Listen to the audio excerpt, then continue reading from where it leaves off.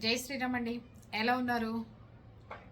ఇంత రాత్రి అయిన తర్వాత కూడా వీడియో చేయడానికి కారణం ఏంటి అంటే, యూట్యూబ్ తెరిస్తే చాలండి మనకి ఉగాది వస్తుంది.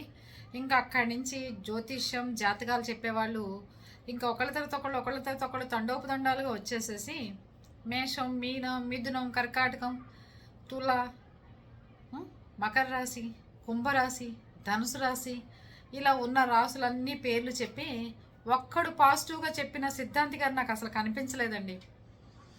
కనిపించారు అంటే 1000 కోట్లు కలిసి వస్తుంది, 100 కోట్లు కలిసి వస్తుంది అంటే పొలం పనులు చేసుకునేవాడికి 100 కోట్లు ఎక్కడి నుంచి రావాలి? లంకి బిందులు తావటం తప్ప. పోనీ నా రాశికే ఆయన తెగ చెప్తాడు, కనీసం 1000 కోట్ల రూపాయలు మీకు ఈ సంవత్సరం అంతా కలిసి వచ్చినా మీరు ఆశ్చర్యపోవక్కర్లేదు అంటాడు. ఎక్కడి నుంచి వచ్చేస్తాయండి మనకి 1000 కోట్ల రూపాయలు? చెప్పేదానికి కూడా ఒక అర్థము పర్థము ఉండాలని చెప్తా నేను. డబ్బు ఆశ జనానికి చూపించద్దు. ఎవరి కష్టం నమ్ముకుంటే వాళ్ళకి మంచి ఫలితం ఉందని చెప్పండి. 1000 కోట్ల రూపాయలు సంపాదించుకునే నెల జీతగాళ్ళకి ఎక్కడి నుంచి వస్తుంది? ప్రైవేట్ కంపెనీలో పనిచేసేవాడికి ఎక్కడి నుంచి అదృష్టం తన్నుకొస్తుంది చెప్పండి? ఈ రోజున్న పరిస్థితుల్లో వాడికి వచ్చే జీతం సరిపోక ఎదురు క్రెడిట్ కార్డులు వాడుకుని లోన్ ల్యాపులకు పోయి లేకపోతే బెట్టింగ్ ల్యాపులకు పోయి డబ్బులు ఇంకేదైనా సంపాదిద్దామా అనుకుంటున్నారే తప్ప మనకి కోట్ల రూపాయలు వస్తాయి అంటే వాడికి ఆశ చూపించి మనకు నెలకొచ్చే 50,000 1,00,000 రూపాయల జీతానికి మనకంటే లక్ ఉంటే ఇలాంటిది ఏదైనా లాటరీ కొనాలేమో అని చెప్పి ప్రతి ఒక్కడు అనుకుంటుంటాడు. టాపిక్లోకి వెళ్తే ఇంకోటి చెప్తున్నాడు ఇవాళ ఒక సిద్ధాంతి గారు, వేణుస్వామి గారు. నేనైతే ఖచ్చితంగా పేరు ఉచ్చరించి చెప్తాను. ఆయన గురించి 3-4 వీడియోలు చేస్తాను, ఇబ్బంది అయితే నాకు లేదు. కర్కాటక రాశికి గ్యారంటీగా కాలు ఫ్రాక్చర్ అవటం, చేతులు విరగటం, కాళ్ళు విరుగుతాయి, అది ఇదని చెప్తున్నాడు ఆయన. జాగ్రత్తగా ఉండండి. నేను ఒకటి చెప్తానండి మీ అందరికి కూడా నచ్చితే నచ్చచ్చు ఈ వీడియో, నచ్చకపోతే నచ్చకపోవచ్చు. కామెంట్లు మాత్రం తప్పకుండా పెట్టండి, నచ్చినా నచ్చకపోయినా. ఒక టర్నింగ్ తిరుగుతున్నాం, రోడ్డు బాగుండని చోట మనం వస్తుంటాం. వచ్చేటప్పుడు మనం వెనకాల వాడికి ఏం చెప్తాం చెప్పండి? బాబు జాగ్రత్తగా వెళ్ళరా, రోడ్లు బాగాలేదు, అందుకని చూసుకుని వెళ్ళండి అని చెప్తాం. ఊరే నువ్వు ఆ రోడ్డు దాటే లోపల నువ్వు చస్తావు, నీ కాలు విరగచ్చు, లేకపోతే నీ తలకాయ పగలచ్చు, లేకపోతే నీకు ఏదన్నా జరగచ్చు. లేకపోతే వాడు తప్పించుకుని కూడా వెళ్ళొచ్చు కదా, మనలాగా రాలేకపోయినా వాడు. అలా కదా మనం చెప్పాలి. ఒక రోడ్డు బాగోలేని రోడ్లో, ఘాట్ రోడ్లో మనం వచ్చినప్పుడు, లేకపోతే రోడ్లు బాగానే చోట మనం వస్తున్నప్పుడు ఒక మనిషి మనకి ఎదురుపడ్డప్పుడు బలన చోట, బలన పొంత దగ్గర, బలన ఏరియా దగ్గర ఆ రోడ్డు బాగాలేదమ్మా చూసుకుని వెళ్ళండి అని చెప్పాలి. వాడిని ఆపి, ఒరే నువ్వు అక్కడికి వెళ్ళే లోపల నీ తలకాయ పగలచ్చు, నువ్వు చావచ్చు, లేకపోతే నువ్వు బతకచ్చు, నీ కాలో చెయ్యో ఫ్రాక్చర్ అవ్వచ్చు, అది తీసుకుని నువ్వు పెద్ద ఏజీ హాస్పిటల్కి వెళ్ళి జాయిన్ అవ్వచ్చు. ఇని చెప్తామా? దయచేసి జ్యోతిష్యులు, పండితులు ఎవరిని విమర్శించటం కాదు. మీరు చెప్పే జ్యోతిష్యం ఎలా ఉండాలి అంటే పాజిటివ్గా చెప్పండి, అంతా బాగుందని చెప్పమంటలా. మీరు ఆరోగ్యపరంగా సమస్యలు ఉంటాయి కనుక శుభ్రంగా ఉండండి అని చెప్పండి. నీ కాలు జారుతుంది అంటే వాడు బాత్రూంలో కాలు పెట్టాలో లేదో భయం వాడికి, లేకపోతే బండి ఎక్కిన దగ్గర నుంచి వాడు కాలు జారుతుంది అన్నాడు, వాడు కాలు ఇరుగుతుంది అన్నాడు, బండి ఎక్కాలో లేదో భయంతో సంవత్సరం పాటు ఎక్కడ బతకమంటారు వాడిని? కొంచెం ఉండాలి కదండి.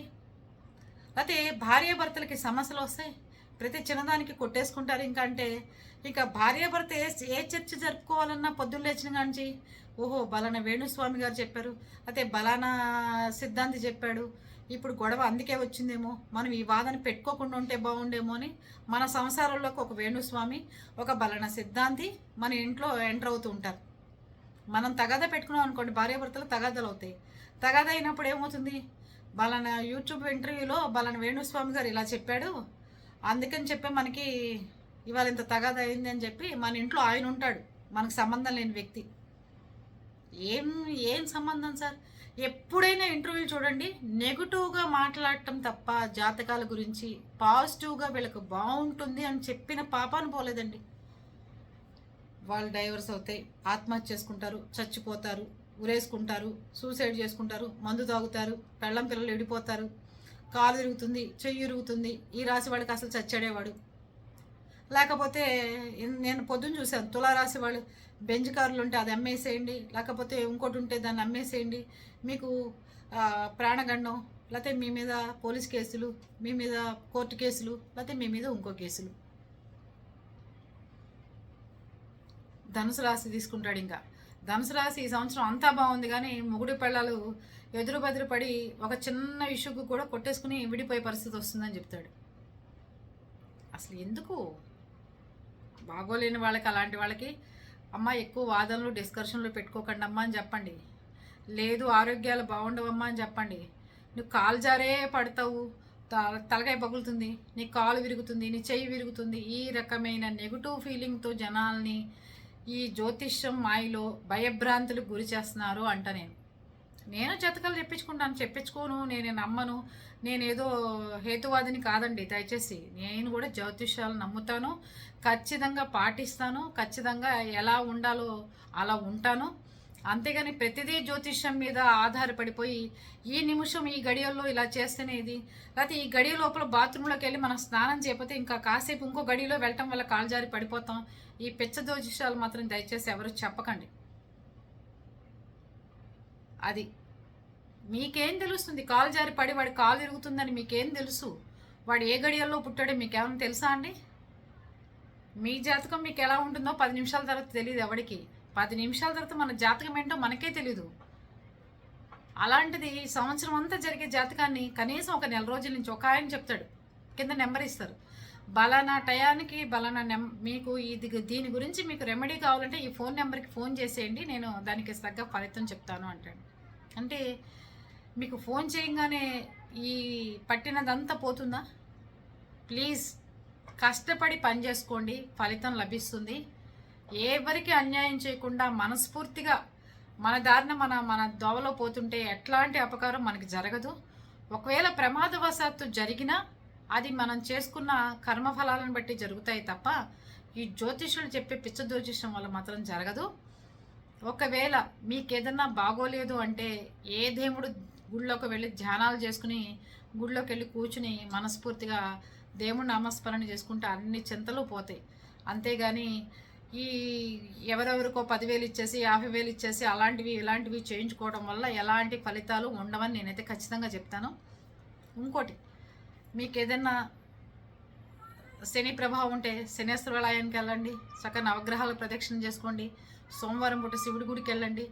ఏ దేవుడికి ఏది మీకు చేసుకోవాలో అలా చేసుకోండి తప్ప అనవసరంగా నమ్మేసి మీ జీవితాలు పాడు చేసుకోకుండా ఉంటే బాగుంటుంది అనిపిస్తుంది. ఈ రాసుల్లో అబ్బాయి ఈ నెల ధనుసు రాశికి అయితే బాగుందిట, మనది ఆ రాశి అయితే బాగుండేది కదా, కర్కాటక రాశికి అసలు ఏం బాగాలేదుట, మీనరాశి అయితే ఇంకా బాగుండేదిట అని చెప్పి మనమే అనేసేసుకుని మనకి తగాదాలు అవుతాయని చెప్తున్నారు. ఎవడొచ్చి మనతో పెట్టుకుంటాడు? అందుకే మన గురించి అలా చెప్పాడేమో. మన అక్క చెల్లెలు అన్నదమ్ముల్లో కూడా అనిపిస్తుంటుంది, బాబోయ్ ఈ నెల ధనుసు రాశికి అయితే ఎవరితో అయినా సరే తగాదాలు గొడవలు అన్నాడు అనగానే దీని జాతకం ప్రకారం అది జరుగుతుంది, బలానా స్వామీజీ సిద్ధాంతం చెప్పాడు, అందుకే ఇది మనతో తగాదా పెట్టుకుంటుంది అనిపిస్తుంది మనకి. దయచేసి ఇలాంటి సిద్ధాంతాలు మానేయండి. ఎస్ అక్షరంతో వచ్చే లెటర్స్ వల్ల సమస్యలు, వాళ్ళు సున్నా లాంటి వాళ్ళు, వాళ్ళకి అసలు ఏ రకమైనది పనికిరాదు, ఏ రకమైన ఎదుగుదల ఉండదు, వాళ్ళు పట్టిందల్లా నాశనమే. వెళ్తే ధన్మని పైకి వెళ్తారు, లేదా ధన్మని కింద ఉండిపోతారు. ఏంటండి పిచ్చి జాతకం? ఎస్ అంటే శ్రీనివాసుడు ఏడుకొండలు, అంతటి మహానుభావుడు పేరు అది. అందుకని అందరూ వెంకటేశ్వర స్వామి అంత గొప్పవాళ్ళు అవుతారు. కానీ పిచ్చి జ్యోతిషులు చెప్పే పిచ్చి కబుర్లు మానుకోండి, పేర్లు మధ్య మధ్యలో మార్చేసుకోండి. మీ పేరు ఇలా మార్చుకుంటే మీకు ఏదో గొప్ప జరుగుతుందని చెప్తుంటే కొంతమంది ఆ పేరు తగిలిచ్చేసుకుని ఈ పేరుతో పిలవండి అని చెప్తుంటారు. అది కూడా తప్పని చెప్తా నేను. మనకి దేవుడు సంకల్పిస్తాడు ఏ పేరు ఏ నిమిషం ఎలా పెట్టాలో అని మన బారసాల రోజే దేవుడు మనకి డిసైడ్ చేస్తే తల్లిదండ్రులు బియ్యంలో రాసిన అక్షరాలు మానేసి మధ్యలో వచ్చిన సిద్ధాంతులు నువ్వు దానికి ఎస్ యాడ్ చేయి, దీని కింద కా పెట్టు, దీని కింద మా పెట్టు అని చెప్పి మధ్య మధ్యలో చెప్పమాకండి దయచేసి. ఇలా ఉంటారని